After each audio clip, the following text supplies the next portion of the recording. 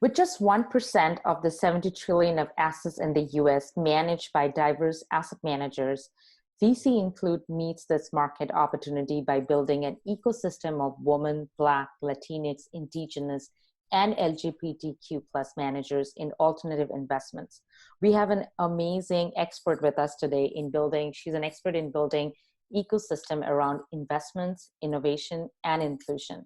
She expanded the first online technology competitions and conferences in Africa, partnering with the US Department of State, the World Bank, Microsoft, Mozilla, and Nokia to provide early stage capital to the first wave of technology entrepreneurs throughout the continent. Welcome to She VC. I'm your founder and host, Gayatri Sarkar.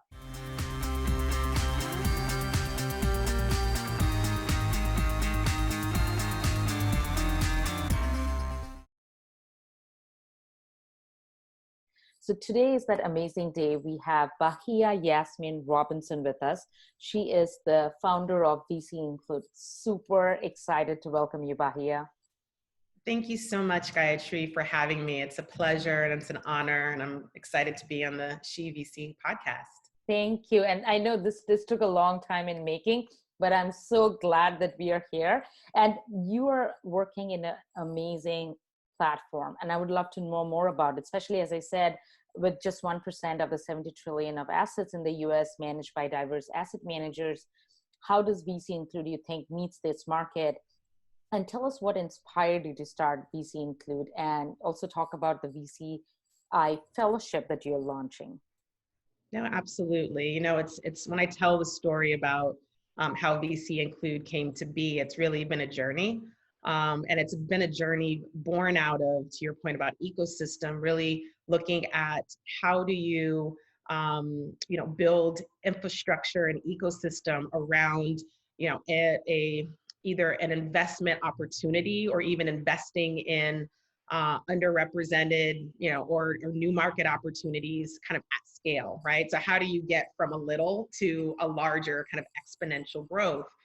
And I think I cut my teeth on the Africa, impact investment within the Africa impact investment lens and focus, and really realized that, it takes an ecosystem and a village approach in building, right.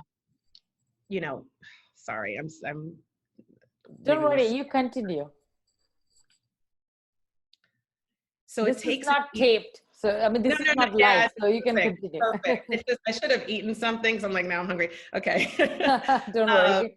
No, it's all good. So, so really this ecosystem approach was born out of working in Africa and seeing that there was a dynamic innovation landscape that was burgeoning on the continent, but there was no infrastructure to really build from that. Where did the investors plug in? Where did technology, where did the Microsofts and the Amazons and the Facebooks and the Googles really plug into this ecosystem? It's a large continent, obviously, with very complex regional and local issues and needs and dynamic kind of focus areas and challenges. And so we really worked with public-private partnerships to build a network and infrastructure to support growth, and really looking at it over the next 10 years. So then fast forward to 2015, when I came back to New York City. I'm born in Palo Alto, raised in New York City, worked in Africa, impact investor. Wow. And I came back to New York City and I saw something very interesting happening. One, the mayor at the time had really brought the city out of financial collapse from 2008, 2009. And by 2015, it was a burgeoning tech-enabled, tech-engaged city. But I saw the same kind of formula that Silicon Valley in the early 2000s had, which was, what worked. It was, very intelligent white guys that were coming out of the best schools and creating technology and investing in each other. And so that created this amplifying accelerant for investments and for technology. And I saw that happening in New York City, but I did not see women or people of color or women of color anywhere in that ecosystem. And so 2015 to 2016 was when we started getting data, right? We started hearing from some of the larger organizations, trade associations and technology and investment firms around why were women not getting investment? Well, 2% of women, right, had gotten that VC investment. And then we started going backwards. Well, then who are the investors? And Yes. seeing that 2 to 3%. Well, now it's, depends on how you split the data, but less than 10% of women were in the VC space. So now you're starting to look at the correlation and understand why it was kind of tough to create that ecosystem. Why? Because we just, men didn't understand some of the unique opportunity sets that women did, particularly in, apps for mothers and kind of other things, right? So as that has grown, I mean, it's grown slowly in investing in women at large, you see that kind of subset, women of color, people of color, Black, Latinx, et cetera, having a fraction, right, of that 2%. And so I got from a solution set perspective, I was like, well, how do you actually amplify and accelerate investment? How do you drive innovation? How do you drive economic development globally? Yes, but even just here at home in the US, for me was something that I wanted to solve. And so after working on the ground, building these ecosystems to support the founders, I recognized this unique opportunity set around the fund manager layer, because every time that I would engage a fund manager, and I had been helping several of the, at the time, less than 30 Black women actually raise more than $1 million. It's a very small, amount, but less than 30 at the time, 23.5 million Black women.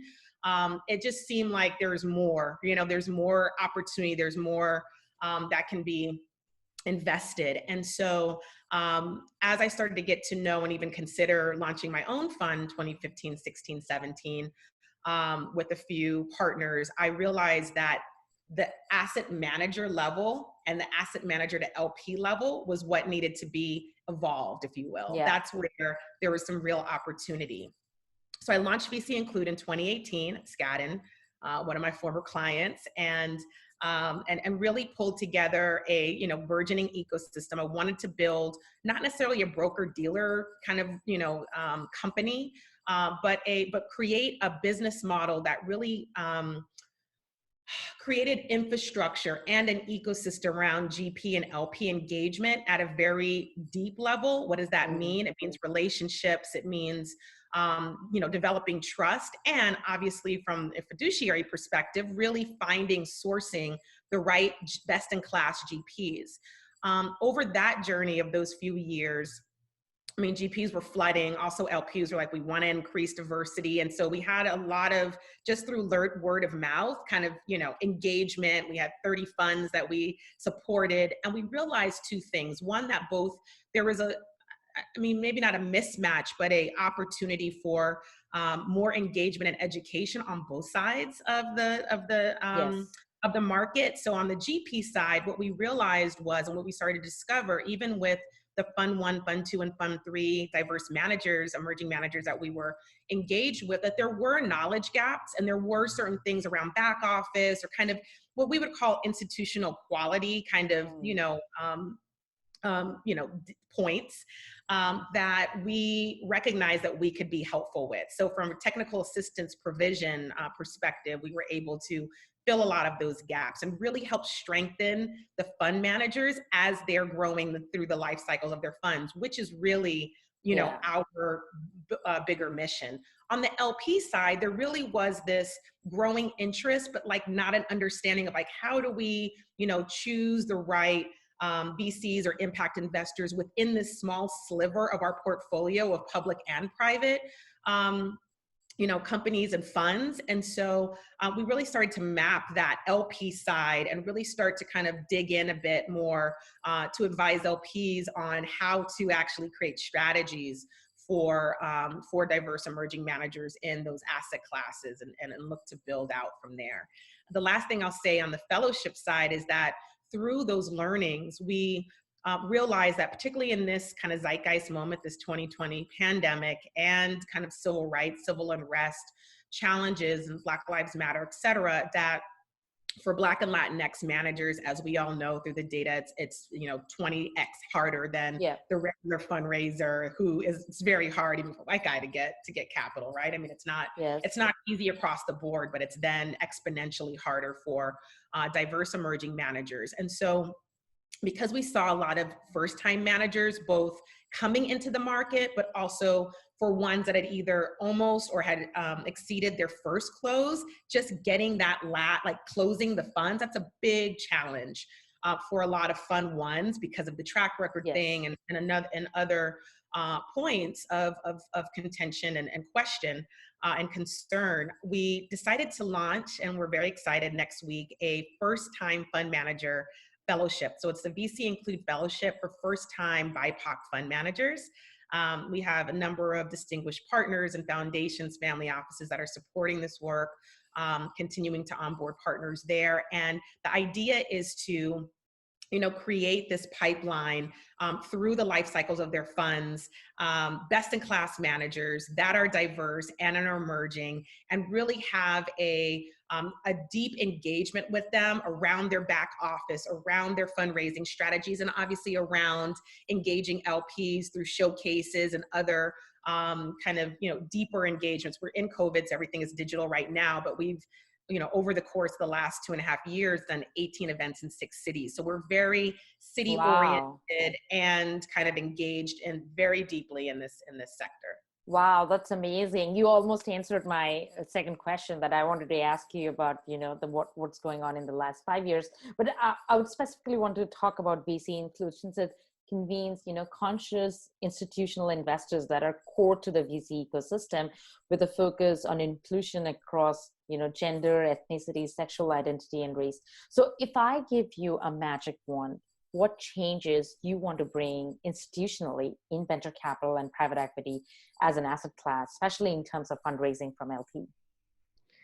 Yeah, absolutely. I mean, I think there are 3 major kind of points that we're super excited to continue to drive and see we already are seeing some of this evolution. But one, I think for institutional piece internally, as we know, it's so important to have diverse, perspectives and gender across, every kind of, slice of diversity of thought, diversity of gender, race, et cetera, because we know that those internal teams just have data that proves that.